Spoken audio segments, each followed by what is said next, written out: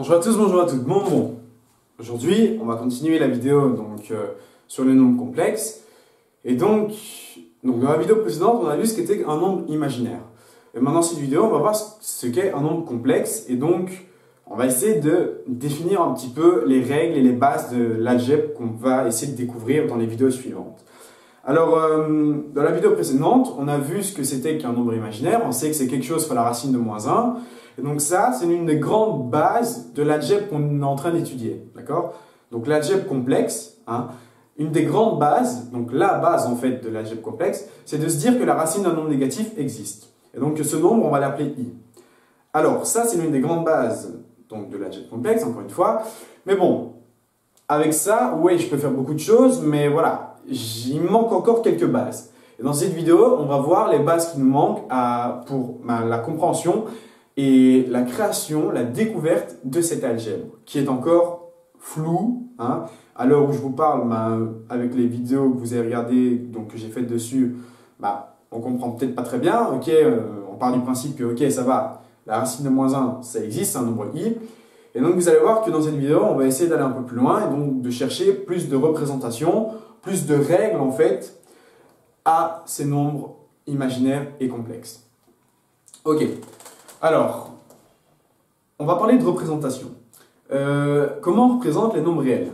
Alors, je vais dire comme en première année primaire ou deuxième primaire, mais en soi, on fait une droite et on la gradue. Ça, ce sera la représentation des nombres réels. Alors, cette droite, je vais la représenter. Voilà, je vais faire ceci. Ceci, je vais l'appeler la droite des réels. Alors, forcément, elle va par là. Et donc, ici, je vais vers moins l'infini, là, je vais vers plus l'infini, et donc je vais essayer de la graduer, je vais avoir par exemple 0, et puis l'unité qui est égale à 1. Alors, ceci, c'est l'unité de l'axe de mes réels. Donc l'axe de mes réels, l'unité, c'est 1. Ok. Voilà, et comment on va représenter les imaginaires? Et forcément, on va représenter une autre droite, voilà, qui va couper cette droite-ci. Alors pourquoi elle va la couper? Si elles se coupent, ça veut dire qu'elles ont un point en commun. Donc il existe un nombre qui est à la fois un nombre imaginaire et à la fois un nombre réel. Ce nombre, c'est 0. 0, c'est bien égal à 0 fois 1. C'est 0 fois l'unité des nombres réels, donc il appartient au nombre réel. Mais 0, c'est aussi égal à 0 fois i. Et donc ce nombre appartient bien au nombre imaginaire. Donc 0 appartient à la fois aux réels et aux imaginaires. Et donc je vais représenter la droite des imaginaires. Et donc cette droite va devoir passer par le point 0. Ok. Alors cette droite, je pourrais la représenter obliquement. Donc à ce moment-là, ça n'aurait pas beaucoup de sens. En fait si, ça aurait du sens, mais ça va nous embrouiller. Si je vous fais un graphique comme ceci, voilà, et donc que je le gradue comme ça, dans un premier temps, ça embrouille. Alors oui, il existe. On peut créer ce qu'on appelle des espaces vectoriels. Et donc définir que une unité, c'est cette distance-là, et une autre unité, c'est cette distance-là. Voilà. Et donc j'aurai par exemple un vecteur, non pas i, je vais l'appeler autrement, un vecteur j, un vecteur k. Et donc j'aurai une origine. Et donc ce plan vectoriel, il a une origine, et donc ces vecteurs en soi qui vont définir le plan, c'est le vecteur j et le vecteur k. Ok. Nous, on pourrait faire ceci, mais bon, c'est pas très utile. En soi, ça va plus nous embrouiller qu'autre chose. Ici, on va faire un plan, un repère orthonormé. Et donc, ce que je vais faire, c'est que je vais faire plein de droites perpendiculaires à l'axe des réels. Et donc, ces droites perpendiculaires, elles vont varier, forcément. Si j'ai l'axe des réels, et si je prends une droite perpendiculaire, tous les nombres de cette droite ne font pas partie des nombres réels, sauf le 0. Donc, en soi, ces nombres, je vais dire que c'est les nombres imaginaires. Et donc, les nombres imaginaires, je vais les représenter comme ceci, en faisant une droite, voilà, qui passe par 0. Hop là, je vais faire un plus gros point et je vais enlever tout ceci. Ok, cette droite, c'est la droite des imaginaires. Je vais la faire plus haut, je vais effacer tout ça. Ok. Donc, je viens de représenter la droite des imaginaires. Et donc, ceci, c'est la représentation graphique des imaginaires. Forcément, les imaginaires, ils se différencient des nombres réels. Voilà. Et donc, j'ai que tous les nombres sur cette droite-ci ne font pas partie de cette droite-là. Donc, 2, par exemple, il sera sur cette droite-là. Mais 2 ne pourra pas se trouver sur cette droite-ci. OK. Et donc, en fait, ici, ce qu'on vient de créer, c'est qu'on vient de créer un plan. Alors, on sait que l'unité des nombres réels, c'est 1. L'unité des nombres imaginaires, c'est le i. OK. Alors ici, pour avoir un graphique qui sera beau, qui sera harmonique, entre guillemets, je vais partir du principe que, voilà, vu que i, c'est la racine de moins 1,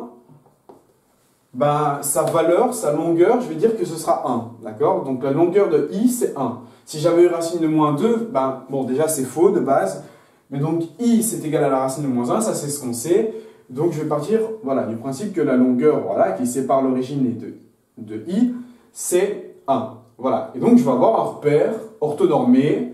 Voilà. Et donc avant, on avait des repères où on avait des x et des y. Et donc on avait bien à chaque fois des quadrillages de 1 sur 1. Et bien si on a sur l'axe des réels une unité 1 et sur l'axe des imaginaires une unité i, mais bon, ceci c'est bien la même longueur, d'accord? Car i c'est la racine de moins 1 et donc ça a la même valeur. Alors, vous allez comprendre par la suite. Ok, ça c'est ce qu'on appelle, voilà, l'axe des imaginaires, l'axe des réels. Je viens de représenter les imaginaires, d'accord? Donc à l'aide des nombres réels, je viens de représenter les nombres imaginaires. Et ceci, ce que je viens de créer, ça s'appelle le plan complexe. Ceci, c'est le plan complexe.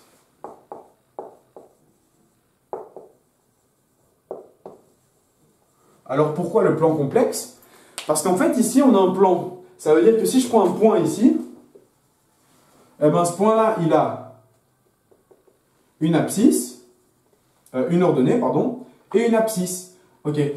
Allez, par exemple, on va dire que c'est le point 3, et donc 1, 2, allez, je vais le faire un peu plus haut, et je vais dire que c'est le point, voilà. Ici, on va dire qu'on est à 4i. Ok. Eh bien, ce point-là, lui, fait partie du plan complexe. Il a pour coordonnées 3 et 4i. Ceci, ce sont les coordonnées donc, de mon nombre complexe. Ok. Eh bien, si je dis que ce nombre complexe, je vais l'appeler z, eh bien, à l'aide des coordonnées, je vais avoir tout simplement que z, c'est égal à 3 plus 4i. Ceci est un nombre complexe. Pourquoi? Alors, un nombre complexe, je vais vous dire ce que c'est. Un nombre complexe, c'est un nombre avec une partie réelle et une partie imaginaire. Alors ici, j'ai bien la partie réelle de mon nombre complexe. Et ici, j'ai bien la partie imaginaire. Et en soi, tous les nombres complexes, c'est tous les nombres qui sont sur ce plan. Alors oui, ici, j'ai les plus et les plus, mais je peux aussi aller en bas et donc avoir moins i, moins 2i. Et je peux avoir aussi moins 1, moins 2, moins 3, et ainsi de suite. Et donc, je vais avoir un plan, en fait, qui sera infini. Et donc, tous les points de ce plan seront des nombres complexes. Ok. Et donc, la première question qu'on pourrait se poser, c'est, ok, est-ce qu'un nombre imaginaire est un nombre complexe? Un nombre imaginaire, c'est un nombre qui se trouve sur cette droite-ci. Par exemple, 4i. 4i, c'est un nombre imaginaire. 4i, qu'est-ce que c'est? 4i en soi, c'est 0 plus 4i. Forcément, 0 plus 4i, c'est toujours 4i. J'ai une partie réelle, j'ai une partie imaginaire. Ceci est un nombre complexe. Donc ça veut dire que tout nombre imaginaire, forcément, il a une partie réelle qui est nulle, en fait, qui est égale à 0, mais il en a quand même une. Donc, c'est un nombre complexe. Pareil pour tous les nombres réels. Si je prends 3, 3, c'est 3 plus, et donc 0i. J'ai bien une partie réelle et une partie imaginaire. Ceci, c'est bien égal à 3. Et donc, tout nombre imaginaire est un nombre complexe. Et tout nombre réel est un nombre complexe. Voilà. Donc, comment on peut écrire ça? On peut écrire que, pour tout nombre A appartenant au réel, forcément, A appartient au complexe. Voilà. Et donc pareil, pour tout nombre, on va dire B appartenant aux imaginaires, réel, je vais faire comme ça, pardon, B appartient au complexe. Voilà. Alors, la notation C ici, c'est tout simplement un nouvel ensemble. Alors, on avait vu l'ensemble des imaginaires, voilà, l'ensemble des réels. Alors, l'ensemble des imaginaires, c'est tous les nombres qui se situent sur cette droite, donc I, 2i, 3i, 4i, ainsi de suite. Tous les nombres réels, 1, 2, 3, 4, 5, moins 1, moins 2, moins 3, enfin voilà, tous les nombres réels. Et un nombre complexe, c'est tout simplement un nombre qui a une partie réelle et une partie imaginaire. Et donc voilà, on a que tout nombre complexe, voilà, tout z, que je vais écrire, appartient au complexe, si on peut écrire z de la forme a plus bi. Ok, et donc a plus bi, forcément, avec a n'importe quel nombre, donc 1, 2, 3, 4, 5, et b pareil. Voilà. Donc, un nombre complexe, c'est un nombre qui peut s'écrire sous la forme z est égal à plus ib. Donc, on va écrire tout ça. On va écrire que tout nombre complexe z, voilà, peut s'écrire sous la forme z est égal à a plus, et donc bi. Alors, a, partie réelle, bi, partie imaginaire. Alors, a, il représente quoi sur notre graphique? A, il représente les abscisses, et b, il représente l'ordonnée. Ok. Ceci est un nombre complexe, et il fait partie du plan complexe. Voilà, j'ai bien le plan complexe. Hein, donc, ici, j'ai écrit quoi? J'ai écrit que tout nombre a appartenant au réel appartient forcément au complexe, et que tout nombre b appartenant au imaginaire appartient forcément au complexe. En soi, les nombres complexes, c'est un autre ensemble qui regroupe en soi tous les nombres. Alors, les ensembles, je n'ai pas fait une vidéo dessus, mais on sait qu'on a d'abord les naturels, ensuite on a les entiers, puis on a les décimaux, puis on a les irrationnels, et ainsi de suite. Ensuite, on a les réels, qui reprennent tous les nombres réels. Et ensuite, on a encore un autre ensemble, voilà, qui regroupe tous les nombres qui existent déjà. Hein. Cet ensemble, c'est l'ensemble des nombres complexes. C'est à la fois les réels et à la fois les imaginaires. Ok, voilà. Et donc, un nombre complexe s'écrit sous la forme a plus bi. C'est une partie entière plus une partie imaginaire. Ok. Ceci est un nombre complexe. Alors, voilà, donc ça, c'est pour les nombres complexes. Maintenant, on va essayer de définir quelques notions, voilà, donc de base. Alors, qu'est-ce que j'entends par notion de base? Tout à l'heure, donc non, pardon, dans la vidéo précédente, on a vu que racine de moins 1, ça pouvait exister, c'est un nombre i. Ça, c'était la grande base de notre algèbre complexe. Et ici, je vais définir d'autres bases de notre algèbre complexe qui vont nous aider par la suite. Vous allez comprendre par la suite, dans tous les cas. Alors, je vais parler de modules, d'arguments et de conjugués. Alors, on connaît déjà un des trois, c'est le conjugué. Mais bon, ça, on va le voir en dernier, justement. On va d'abord voir ce qu'on ne sait pas. Alors, le module, comment je vais l'écrire? Le module, je vais l'écrire comme ceci. Le module d'un nombre conjugué, il va s'écrire comme sous la forme d'une valeur absolue. Ok. Alors, avant de l'écrire mathématiquement, je vais simplement vous dire ce que c'est qu'un module. Alors, je ne vais pas utiliser la définition. Un module, en soi, c'est la distance qui sépare le point à l'origine 0, 0. Donc, en soi, le module de ce z-ci, hein, z qui est égal à, il a pour abscisse 3 et pour ordonnée 4i, et le module de ce nombre complexe, c'est tout simplement cette distance-ci. C'est la distance entre l'origine, voilà, et le nombre z. Ok. Cette distance, c'est le module de z. Ceci, c'est le module de z. Ok. Alors, mathématiquement, ça donne quoi? C'est très simple. Si ça, c'est le module de z, en fait, ici, j'ai un triangle rectangle. J'ai bien une abscisse, une ordonnée. Et donc, alors, ok, ici, je suis dans le plan complexe. Donc, j'ai une valeur réelle et une valeur imaginaire.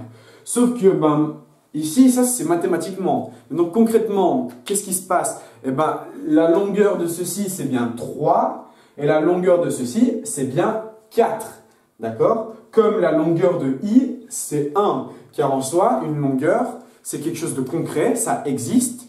Donc, une longueur, c'est forcément un nombre positif, dans tous les cas.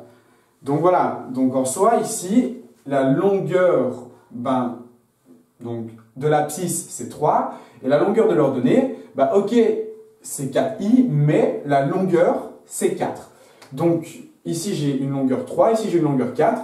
Forcément, par le théorème de Pythagore, on obtient que cette distance-ci, c'est la racine de 3 au carré plus 4 au carré. Voilà. Donc par Pythagore, hein, c'est une formule assez simple, encore une fois, hein, c'est a carré plus b carré qui est égal à c carré, donc l'hypoténuse. Et ben voilà, ça, c'est le module de notre conjugué. C'est bien la distance qui sépare l'origine et le nombre... Qu'est-ce que je raconte? Pardon, je parle un peu trop vite. Ça, c'est le module de notre nombre complexe. Voilà. Et donc, le module de notre nombre complexe, c'est bien la distance entre l'origine et le nombre. Ok. Et donc, comment on calcule ceci? Ben, on a un triangle rectangle. Ben, forcément, c'est l'abscisse au carré plus l'ordonnée au carré. Et je prends la racine. Alors, pourquoi je n'ai pas mis 4i? Ben, ici, c'est bien une valeur. On calcule bien une valeur. Hein, c'est une distance. Voilà. Donc, mathématiquement, écrire que cette distance est égale à 4i, ça ne veut rien dire. Parce qu'une distance, c'est toujours un nombre positif, du coup. Ok. Et donc, bah, si j'ai un nombre complexe z de la forme a plus bi, eh ben son module,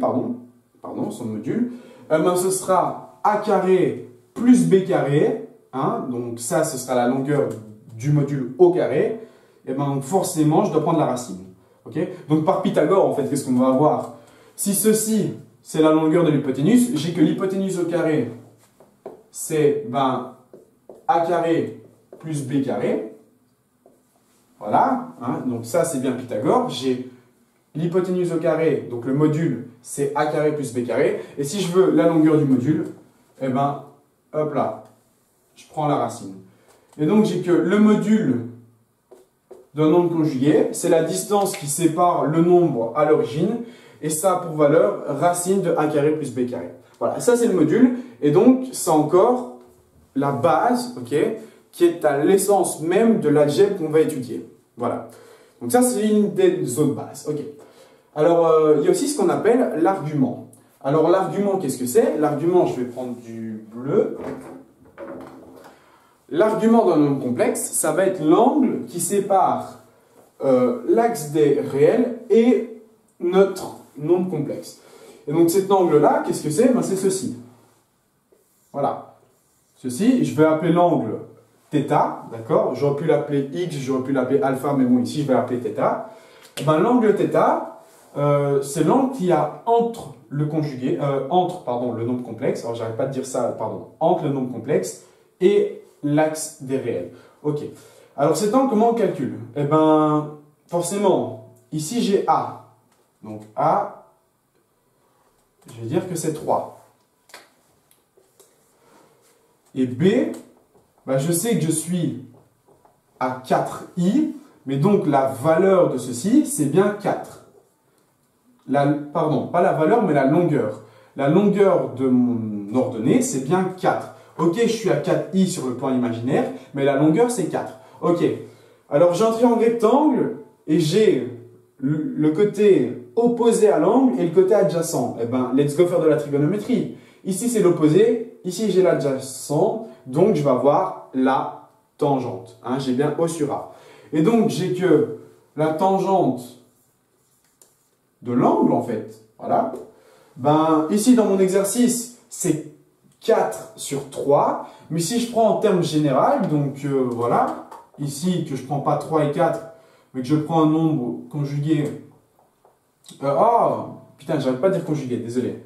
Si je prends un nombre complexe qui a pour abscisse A et pour ordonnée BI, eh ben forcément, ici, je vais avoir B.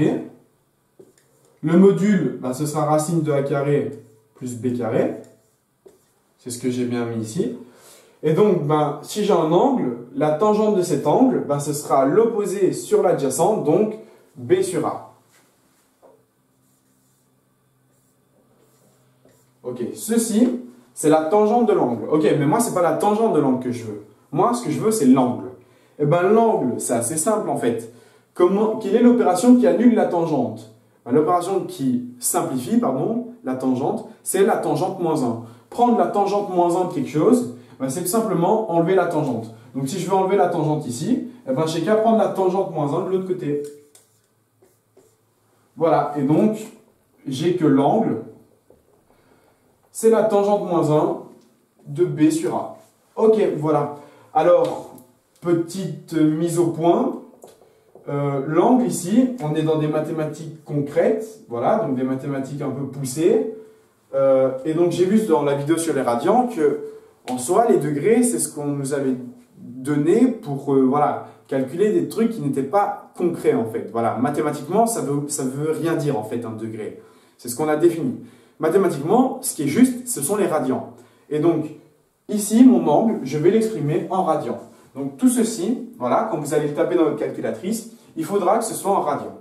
Et donc ça, c'est ce qu'on appelle l'argument du nombre complexe. Alors θ, voilà, je vais écrire que c'est l'argument, voilà, du nombre complexe z.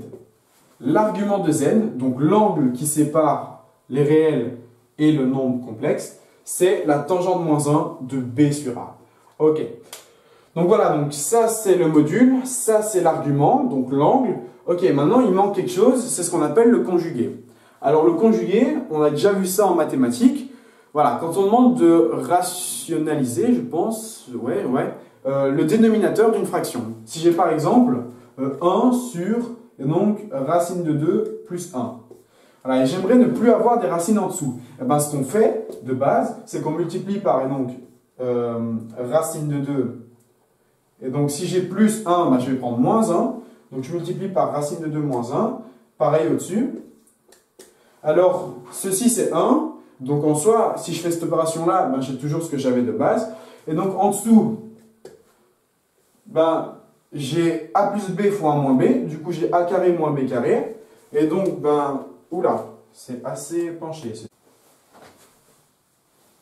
Voilà, et donc je reprends, donc j'en étais où? J'en étais donc, quand on a, voilà, qu'on essaye de rationaliser le dénominateur, ben, j'ai a plus b fois a moins b, donc j'ai a carré moins b carré, donc ben, je vais avoir racine de 2 au carré, moins 1 au carré. Et donc racine de 2 au carré, ben, la racine et le carré se simplifient, et donc j'ai 2 moins 1, et au-dessus j'ai racine de 2 moins 1. Et donc, ce qu'on avait de base, ceci, c'est égal à ceci. Et donc, 2 moins 1, ben, c'est 1. Et en fait, le dénominateur tombe. Voilà. Et donc, je n'ai plus de racine au dénominateur. Et ben, le conjugué, en fait, c'est tout simplement ceci. Donc, j'ai un nombre, voilà, donc un nombre a plus b. Et le conjugué, ben, pour justement qu'on n'ait plus de racine en dessous, je dois multiplier par a moins b. Voilà.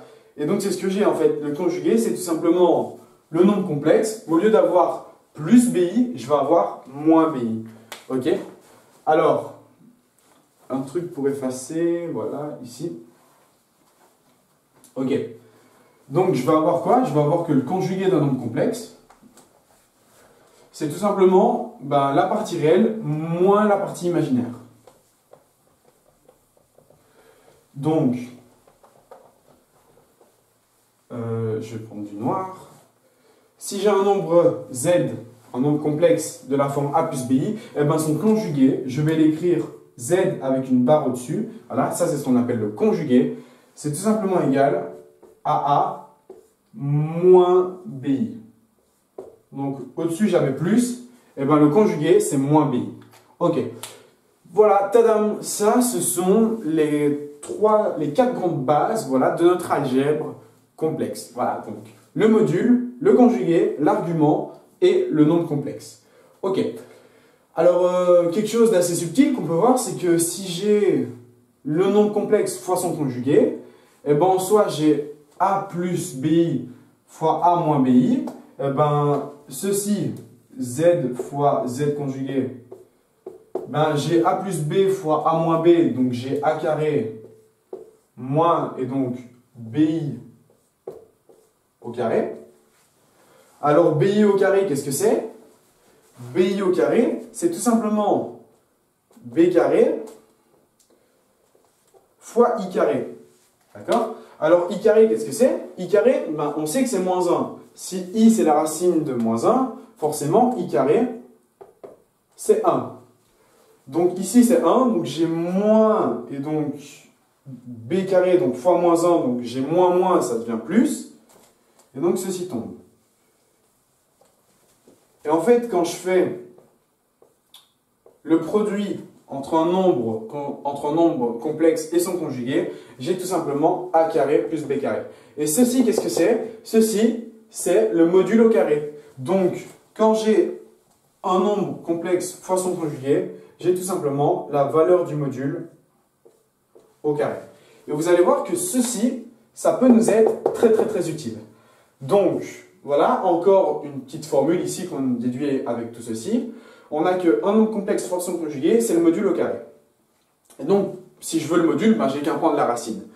Et donc, en quoi ceci, c'est très intéressant? Ceci est intéressant parce que le module, c'est la distance entre l'origine et le nombre complexe. Et donc ici, on a vu que des nombres, mais dans ce plan complexe, vous vous doutez qu'on peut représenter des fonctions. Voilà, des fonctions qui seront complexes, elles aussi. Alors, on n'en est pas encore là, mais forcément, si on a un graphique, on peut représenter des fonctions en mettant une équation. D'accord? Et pour l'instant, on n'en est pas là. Mais si je veux, par exemple, aller... Si j'avais envie de savoir, ok, il se situe où le point 2 exposant i? Ok, parce que nous, on sait représenter tous les nombres complexes de la forme a plus bi, mais ici, 2 exposant i, ben, on ne sait pas le représenter. Eh bien, très simple. Si z, c'est 2 exposant i, ben, le conjugué de z, c'est 2 exposant moins i. Ok. Et donc, si je multiplie z et z', z et z conjugué, bah, ça me fait 2 exposant i fois 2 exposant moins i. Ça, c'est 2 exposant 0, donc c'est 1. Donc, j'aurai que z fois z conjugué, c'est 1. Ceci, c'est le module au carré. Donc, j'ai que 1, c'est le module au carré. Forcément, le module, c'est une distance, donc ça ne peut pas être un nombre négatif. Hein. Et donc, j'ai que le module de z, c'est 1.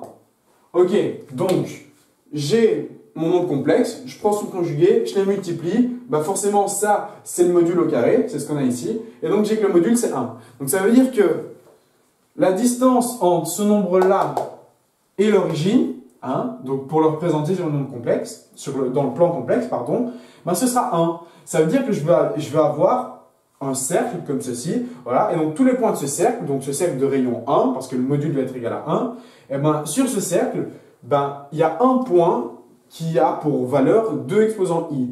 Voilà, donc ça c'est ce que ça me dit. Alors je sais que ça embrouille un petit peu, donc voilà, ici c'est une petite explication à quoi ça nous sert vraiment. Alors si tu n'as pas très bien compris, franchement c'est pas bien grave, parce que dans tous les cas je comptais faire une vidéo là-dessus. Et donc, enfin voilà. Ici, c'est les bases de notre algèbre complexe. Voilà, c'est vraiment ce qu'il faut savoir. Donc, je pars d'une représentation, ben, et puis je définis le reste.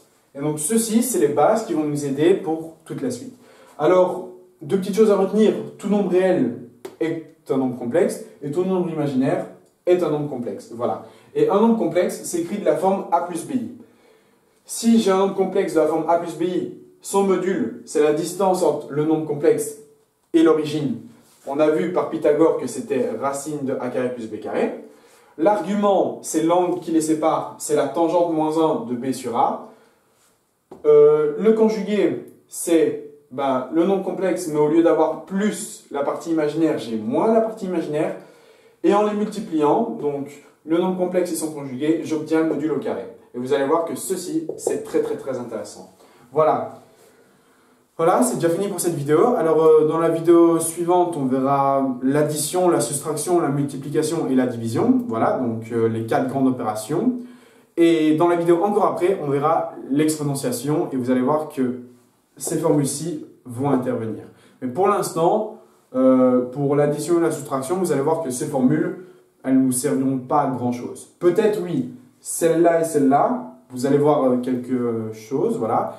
Mais voilà, donc pour l'instant, je m'arrête ici. Et donc, dans la prochaine vidéo, on voit encore quelques notions. Et après, on pourra passer au vif du sujet. Mais d'abord, il nous faut encore une vidéo sur les notions. Allez, je vous dis à très vite et à la prochaine vidéo.